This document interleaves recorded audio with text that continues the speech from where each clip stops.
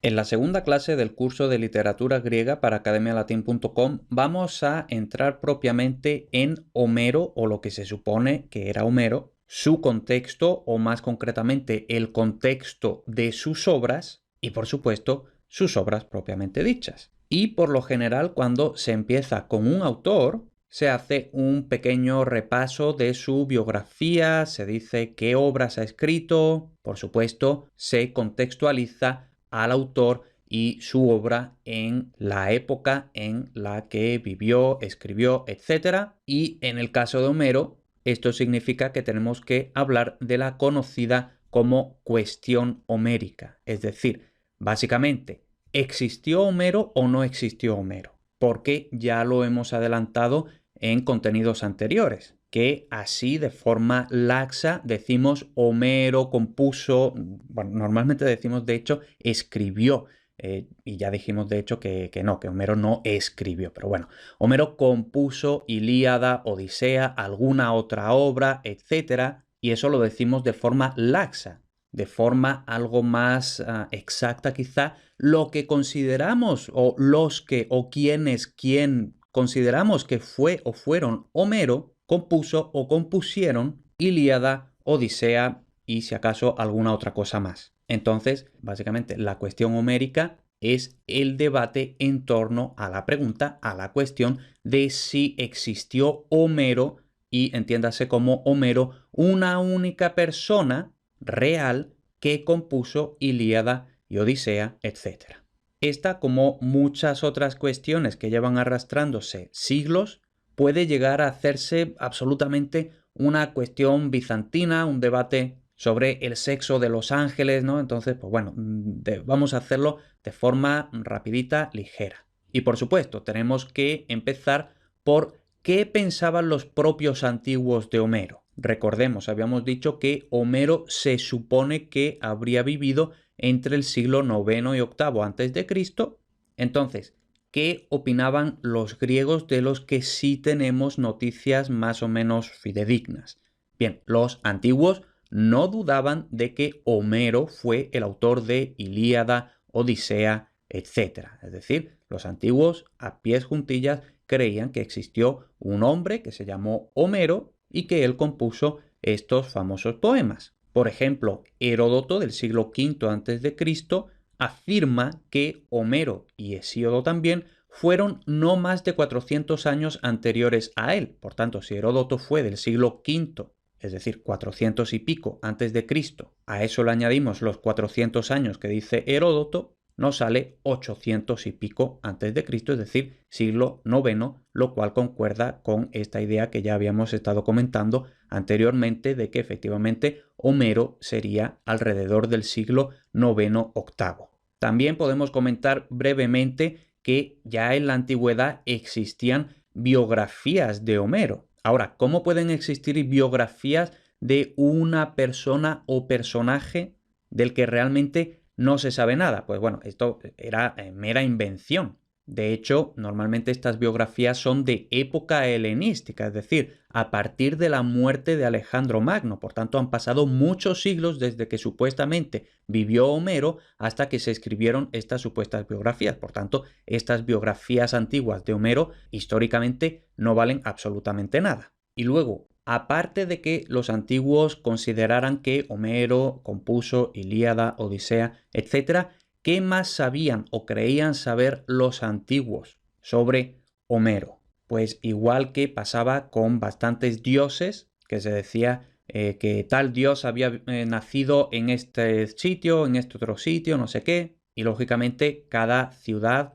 cada territorio arrimaba el ascua a su sardina, decía, no, hombre, por supuesto, Zeus ha nacido aquí, no va a haber nacido en otro sitio, ¿no? Pues con Homero, que realmente no se sabía nada de él, también la gente intentaba arrimar un poco el ascua a su sardina. Entonces de Homero se decía que había nacido en varios sitios, pero el más aceptado era la isla de Quíos, que está enfrente de Esmirna, ya lo que actualmente es Turquía.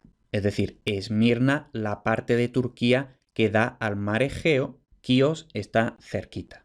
Entonces, de Homero se decía que era natural de la isla de Quíos. También se decía que Homero era ciego, Esto posiblemente tenga que ver con la idea antigua de que los ciegos normalmente eran muy sabios. Ahí tenemos, por ejemplo, al adivino Tiresias, que era famosamente ciego. Y por si fuera poco, Homero, con un poco de etimología popular, supuestamente el propio nombre de Homero hacía referencia a que Homero era ciego. Supuestamente aquí la etimología, lógicamente inventada, era algo así como Ho-me-jorón, literalmente el que no ve. Entonces, pues bueno, hay una etimología popular un poco forzada, pero que justifica esa idea de que Homero Ho-me-jorón era ciego. Luego vamos a mencionar las obras que se le atribuyen o se le atribuían a Homero. Por supuesto, Ilíada y Odisea, de eso todavía tenemos que hablar. También se le atribuían los llamados himnos homéricos, como su propio nombre indica, que eran himnos dirigidos a dioses. De esto también hablaremos un poquito más adelante. Luego también otra obra relativamente famosa era la Batracomiomaquia. Ahora, ¿qué es este título tan raro y tan largo? Batracomiomaquia. Bueno, si descomponemos la palabra, encontramos aquí batraco, de ahí viene, por ejemplo, en biología los batracios son los animales que son de la familia de las ranas, ¿vale? Entonces, batraco hace referencia a las ranas. Luego, la parte mio hace referencia a los ratones. Eso está relacionado, de hecho, con mouse en inglés. Todavía con el castellano antiguo mur, que era ratón. Todavía musaraña, murciélago, etc. Y luego maquia, esa es una raíz que todavía se usa en español, ¿no? Entonces, por ejemplo, la tauromaquia, ¿no? La pelea con toros. Entonces, maquia hace referencia a las peleas, por tanto, la batracomiomaquia era la pelea entre ranas y ratones. Y esto no es más que una especie de parodia de la Ilíada. En la Ilíada luchan los griegos y los troyanos, en la batracomiomaquia luchan las ranas y los ratones. Luego está el Margites, que es igual que la batracomiomaquia, es una parodia de la Ilíada. El Margites es una especie de parodia de la Odisea. Luego están la Tebaida y los Epígonos, que son poemas que narraban no el ciclo troyano ni cosas relacionadas con el ciclo troyano, sino con el ciclo tebano. Más concretamente, la parte del enfrentamiento entre Eteocles y Polinices, los hijos de Edipo, para hacerse con el poder de Tebas o conservar el poder de Tebas. Y por último, las Cipria o cantos ciprios, que podemos considerar una especie de precuela de la Ilíada, es decir, algo así como el contexto de por qué ocurre la guerra de Troya, etc. Entonces, todas estas obras se atribuyen a Homero o se han atribuido históricamente a Homero, pero por lo general los estudiosos a cada una de estas obras le atribuyen algún autor específico. Simplemente esto tradicionalmente se ha atribuido a Homero, ya sea por la temática, por la forma, etc. Entonces, nos quedamos, por supuesto, con Ilíada y Odisea, que son las dos grandes obras atribuidas a Homero, aunque hace de hecho ya bastantes siglos que se pone en duda, además de la existencia del propio Homero, pero incluso si aceptamos, bueno, Homero o lo que fuera o quien fuera o quienes fueran Homero, pero es que, como digo, se pone incluso en duda que Ilíada y Odisea sean del mismo autor / autores y época. De hecho, últimamente, en 2020-2021, ha tenido relativa fuerza una teoría que decía que el autor de la Odisea era de hecho una autora, es decir, que habría sido una mujer por precisamente el tratamiento de la psique femenina en Odisea, que es muy diferente a los personajes femeninos de la Ilíada. Entonces, grosso modo, autoría de Ilíada y Odisea. Es bastante probable que no fuera el mismo autor. Y aquí cuando hablo de autor tenemos que tener en cuenta lo que he dicho en la clase anterior, de que no es autor de que yo me invento absolutamente toda la trama, etc.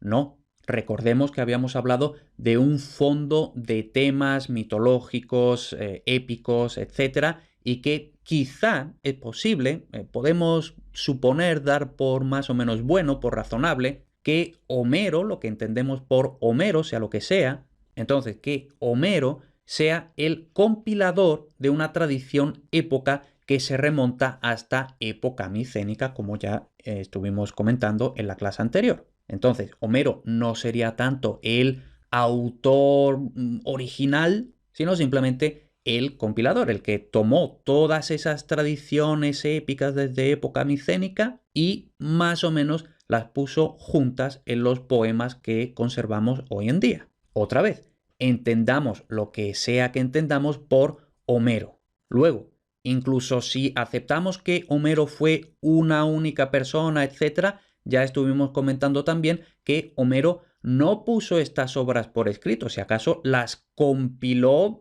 de forma oral, sea eso como sea, ¿no? Es decir, que las pondría todas juntas, todas esas historias muy antiguas desde época micénica, las pondría más o menos todas juntas, les daría cierta cohesión, etc. Y con esa forma de los poemas que les dio Homero, eso desde época de Homero se seguiría transmitiendo ya de forma más cohesionada hasta época del tirano ateniense Pisístrato. Esto es un personaje realmente histórico, como digo, un tirano del siglo VI a.C. y se más o menos acepta que este Pisístrato fue el responsable de poner ya por escrito, de forma definitiva, entre cursiva y comillas y todo, los poemas que hasta entonces se habían estado difundiendo de forma exclusivamente oral. Y entonces, básicamente, lo que tenemos hoy, Ilíada y Odisea, es lo que Pisístrato puso ya por escrito en el siglo VI a.C. Y aquí cuando digo Pisístrato puso por escrito, no me imagino que fuera el propio Pisístrato el que se puso a escribir, sino que fue bajo sus órdenes. Ahora vamos a hablar de la sociedad homérica, y aquí por sociedad homérica no hablo de la sociedad de época de Homero, siglo IX-VIII, no hablo de eso, sino que hablo de la sociedad que se ve reflejada en las obras homéricas, básicamente Ilíada y Odisea. Aquí otra vez no me quiero extender mucho, entonces voy a ser más o menos breve. Vamos a decirlo así, la unidad social es el oikos, que de forma genérica podemos traducir como casa. Oikos es probable que se relacione con el latín vicus, que es algo así como aldea, pero de donde viene vecino, ¿no? De vicus, el vicinus, el vecino, ¿no? El vicinus es el que vive en un vicus. Por tanto, vemos que hace una cierta referencia a una especie de comunidad, ¿no? A un colectivo de personas que viven en común, ¿vale? Entonces, la unidad organizativa social de los relatos homéricos es el oikos. Si nos vamos al diccionario homérico de Autenrieth, lo voy traduciendo sobre la marcha, casa en el sentido de hogar, incluyendo a la familia y otras personas que viven en la unidad, pero sin ser propiamente de la unidad, y otras pertenencias. Entonces aquí, por ejemplo, podemos pensar en Patroclo, es decir, Patroclo pertenece al oikos de Aquiles, incluso si Patroclo no es de la familia de Aquiles, simplemente pues tienen una relación por la cual Patroclo vive con Aquiles, etc. Patroclo en cierta forma está subordinado a Aquiles, Patroclo pertenece al oikos de Aquiles. Entonces, así en general, el oikos, la casa en el sentido de hogar, incluyendo la familia, otras personas relacionadas y pertenencias. Se dice incluso de la tienda de Aquiles, la cueva del cíclope Polifemo, etc.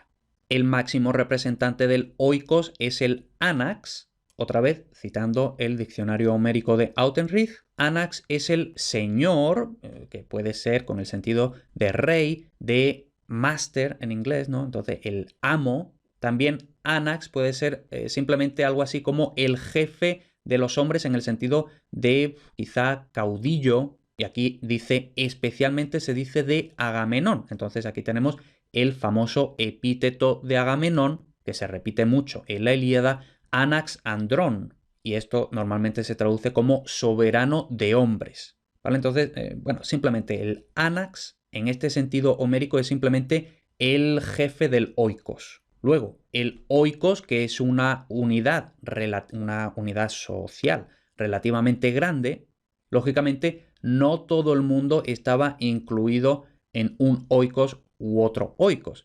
Esto probablemente se limitaría a, nobles, los héroes en el caso de la sociedad homérica, etc. Luego, la mayoría de la gente no eran héroes, no eran nobles. Entonces, por debajo de estas unidades familiares estaban los pequeños propietarios agrícolas, etcétera, etcétera.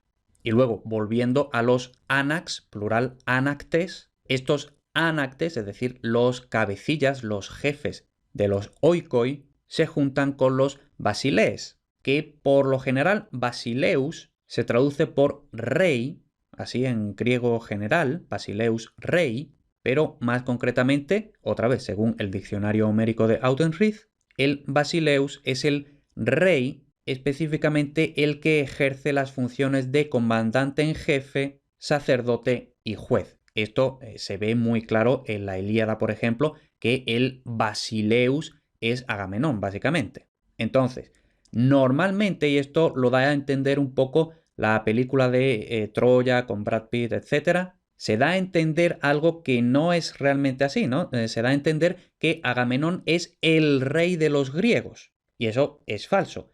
Agamenón era el comandante en jefe, es decir, de todos los reyes, capitanes, etcétera, de los griegos, Agamenón era el más importante simplemente porque en esa época Micenas, de donde era rey Agamenón, era la ciudad más poderosa. Entonces, pues claro, si tú eres el más poderoso, eres el jefe. Pero igual que digo que en la película de Troya se da un poco a entender que Agamenón es el rey de los griegos, igualmente en la primera escena, si no me equivoco es la primera, cuando Aquiles lucha con este soldado extranjero que es súper grande y todo eso, ahí también se da a entender que Aquiles realmente no se somete totalmente a Agamenón, ¿no? Que Aquiles es independiente, que le debe cierto respeto a Agamenón, sí, pero que no es su súbdito. Total, volviendo al tema. El basileus es el rey ejerciendo las funciones de comandante en jefe, lógicamente cuando estamos en tiempos de guerra, sacerdote y juez. Y en la Ilíada, especialmente cuando se habla de los basilees en plural,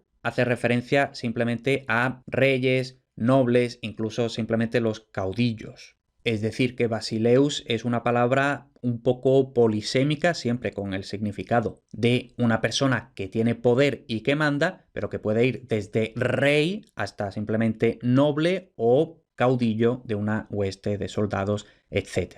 Y luego añade el diccionario de Autenrieth que a los basilees frecuentemente se les añaden los epítetos tales como skeptujoi, es decir, que sostiene, que lleva el cetro, o también Diogenes o Diotrefeis, es decir, nacidos de Zeus o de un linaje divino, Diotrefeis, algo así como también alimentado por Zeus, alimentado por la divinidad, etc. Eso, así más o menos, en cuanto a los griegos. Vamos a hablar también un poquito de los troyanos, cómo aparecen reflejados los troyanos en la Ilíada.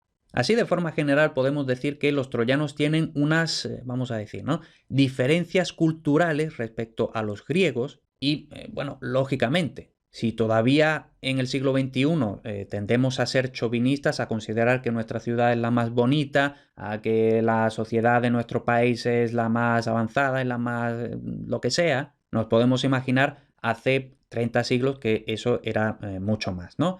Entonces, los troyanos aparecen con unas ciertas diferencias culturales que los hacen inferiores culturalmente. Ojo, inferiores no en el sentido de son monos y hay que esclavizarlos, no. Simplemente que la cultura troyana para los griegos es inferior. Los griegos, quieras que no, siempre han tenido esta idea de que todo lo que no fuera griego, es decir, lo que los griegos llamaban bárbaros, que eso es lo que era para un griego un bárbaro. Un bárbaro literalmente es la persona que cuando habla dice bar, es decir, las personas que no hablan griego y que por tanto los griegos no entienden y los griegos lo único que oyen es que dicen bar, ¿no? Entonces, los griegos siempre han tenido esa cosa de que todo el que no fuera griego, de linaje griego, de cultura griego, es decir, que hablara griego, cualquier dialecto griego, pero griego, pues cualquiera que no hablara griego era diferente en el sentido de no tan bueno como nosotros. Pero eso sí, como estoy diciendo, no en el sentido de, los bárbaros pues básicamente son monos que los tenemos que matar y esclavizar y todo eso. No, los troyanos aparecen siempre como enemigos respetables, es decir, enemigos casi de igual a igual, y de hecho hay héroes, por ejemplo, Héctor, que son héroes excelentes, que tienen excelencia griega y que tienen la virtud, tienen la arete. Al fin y al cabo, si los enemigos son unos mierdecillas, pues tampoco tendría mucho mérito vencerles, ¿no? Entonces, para engrandecernos a nosotros mismos, tenemos que decir que los enemigos son también excelentes. Lo que pasa es que nosotros somos más y por eso los vencemos, ¿vale? Entonces, por lo general, los troyanos son respetables, excelentes, virtuosos, valientes, son heroicos también, aunque también el propio hermano de Héctor, Paris, es representado como mujeriego, como, bueno, de alguna forma contradictoria, pero también se le presenta como afeminado y también como cobarde. Paris lucha solo con el arco, lo cual para la mentalidad griega pues era algo reprobable. Y por último hablaremos un poquito de los dioses. Como ya sabemos, los dioses griegos no son dioses perfectos como el dios judeocristiano, etcétera, los dioses monoteístas en general. En absoluto, los dioses griegos son más humanos que los propios héroes, podemos decir. Son caprichosos, amorales, crueles, irracionales. En el caso de Zeus, mujeriego al máximo, etcétera. Y por supuesto, siendo totalmente humanos, estos dioses son parciales, toman parte, tienen sus propias preferencias y ellos frecuentemente ayudan a sus mortales favoritos, a sus héroes favoritos, y este favoritismo puede ir dado por linaje, es decir, muchas veces es que este héroe es mi hijo, entonces voy a intentar ayudarlo. O incluso por afinidad, en el sentido de, por ejemplo, Odiseo no era hijo de Atenea, pero como Odiseo era inteligente y Atenea era diosa de la inteligencia, entre otras cosas, había gran afinidad y por eso Atenea quería ayudar siempre a Odiseo. Entonces, los dioses son parciales, ayudan a sus mortales favoritos por linaje o por afinidad, incluso pese a la prohibición de Zeus de intervenir. Por tanto, vemos ahí que también los dioses son desobedientes de la máxima autoridad. Y entonces, hemos dicho que los dioses por lo general son caprichosos, amorales, crueles, irracionales, y en cambio en Odisea aparecen quizá más como valedores de la ética. La idea, se menciona la idea de que las maldades no triunfan. Entonces, por ejemplo, ¿no? Los pretendientes de la mujer de Odiseo, etcétera, los famosos e infames pretendientes, que son soberbios, son malos, son crueles, etcétera. Entonces, esas maldades no pueden triunfar y los dioses, y de forma aún más concreta, Atenea, a través de Odiseo, Telémaco, etc., van a castigar a esos pretendientes. Con esto terminamos esta breve contextualización a la obra, a la sociedad homérica, etc. Ahora lo que toca es hablar propiamente de las obras más importantes atribuidas a Homero, básicamente Ilíada, Odisea, y también mencionaremos algo sobre los himnos homéricos.